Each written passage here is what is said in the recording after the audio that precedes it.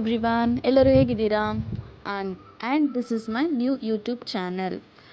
After so many days, I started this again. And in this channel, I will give some creative vlogs, cooking, painting, creative things, traveling, everything, etc. And also my lifestyle. So I hope this channel will continue and please support me. So today I am going to do my favorite carrot halwa. So let's do. So carrot halwa ಮಾಡಲಿಕ್ಕೆ carrot ತುರಿದಿರುವಂಥ carrot, ಗೋಡಂಬಿ, ದ್ರಾಕ್ಷಿ, ತುಪ್ಪ ಬೇಕಾಗುತ್ತೆ and 2 cups of milk.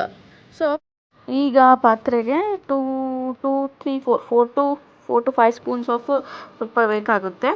So ತುಪ್ಪ ಹಾಕ್ಕೊಂಡು next ನಾವು ತೊಗೊಂಡಿರುವಂತಹ ಗೋಡಂಬಿ, ದ್ರಾಕ್ಷಿ ಇದಾವಲ್ಲ, ಸೊ ಅವನ್ನ ಆ್ಯಡ್ ಮಾಡೋಣ.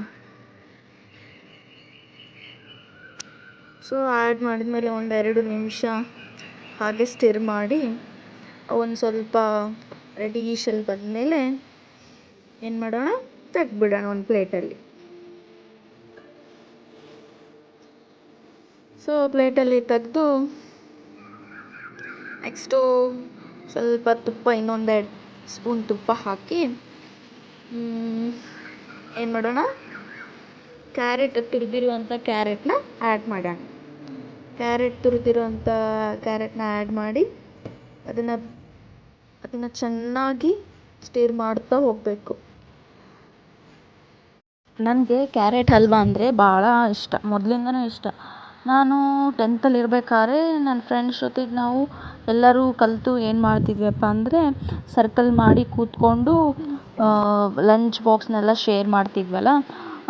ಸೊ ಹಾಗೆ ನನ್ನ ಫ್ರೆಂಡ್ ಒಬ್ಬಳು ತೊಗೊಂಡು ಬಂದಿದ್ದು ಕ್ಯಾರೆಟ್ ಹಲ್ವಾ.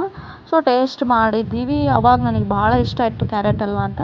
ನನಗೆ ಮನೆಗೆ ಬಂದು ನಮ್ಮಮ್ಮಗೆ ಕಲೆ ಬಿದ್ದು, ನನಗೆ ಕ್ಯಾರೆಟ್ ಹಲ್ವಾ ಮಾಡಿಕೊಡು ಅಂತ ಕಲೆ ಬಿದ್ದಿದ್ದೆ ಸಣ್ಣವಳಿರ್ಬೇಕಾದ್ರೆ.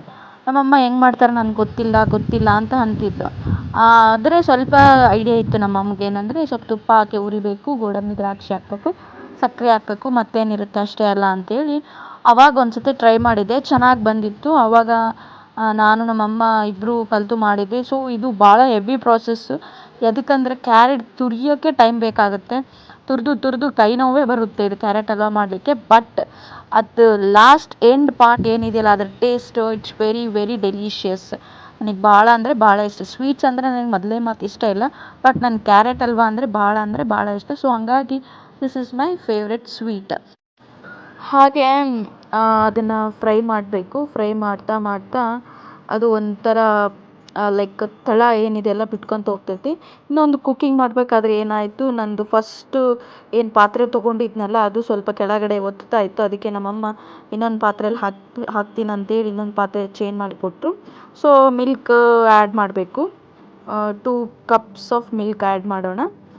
ಆ್ಯಡ್ ಮಾಡಿದ್ವಿ. ಅದನ್ನು ಕೂಡ ನಾವು ಒಂದು 10 to 15 ಮಿನಿಟ್ಸ್ ಹಂಗೆ ಅದನ್ನು ಸ್ಟಿರ್ ಮಾಡ್ತಾನೆ ಇರಬೇಕು. ಸೊ ಅದು ಕೂಡ ಎಲ್ಲಿವರೆಗೂ ಸ್ಟಿರ್ ಮಾಡಬೇಕಪ್ಪ ಅಂತಂದರೆ, ಅದರದ್ದು ಕನ್ಸಿಸ್ಟೆನ್ಸಿ ಸ್ವಲ್ಪ ಗಟ್ಟಿ ಥರ ಆಗಬೇಕು.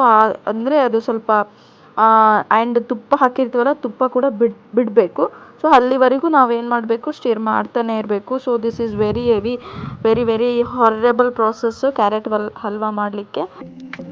ಕಷ್ಟಪ್ಪ ಅಂತೇಳಿ ಮಾಡದೇ ಇರಬೇಡ್ರಿ, ಒಂದು ಸತಿ ಟ್ರೈ ಮಾಡಿರಿ, ನಿಮಗೂ ಇಷ್ಟ ಆಗ್ಬೋದು. So I suggest my friends to do this recipe. So ನೀವು ಮಾಡಿ ಹೇಗಿದೆ ಅಂತೇಳಿ ಕಮೆಂಟಲ್ಲಿ ತಿಳಿಸಿ ನನಗೆ. ಸೊ ಹಾಗೆ ಸ್ಟಿರ್ ಮಾಡ್ತಾ ಇರಬೇಕು.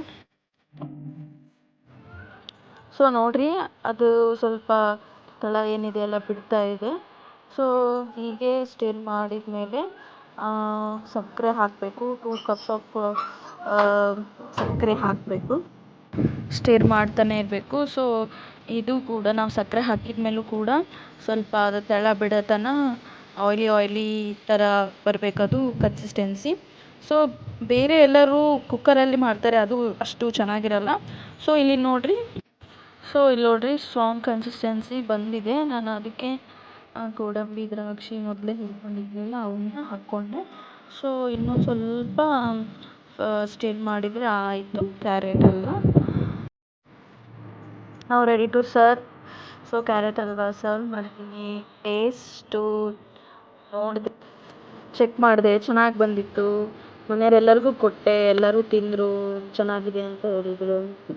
ಸೊ ಈ ವಿಡಿಯೋ ಇಷ್ಟ ಆಗಿದ್ದರೆ ಲೈಕ್, ಶೇರ್, ಸಬ್ಸ್ಕ್ರೈಬ್ ಮಾಡಿ, ಆಮೇಲೆ ನನ್ನ ಸಪೋರ್ಟ್ ಮಾಡಿ ಅಂತ ಕೇಳ್ಕೊತಾ ಇದ್ದೀನಿ.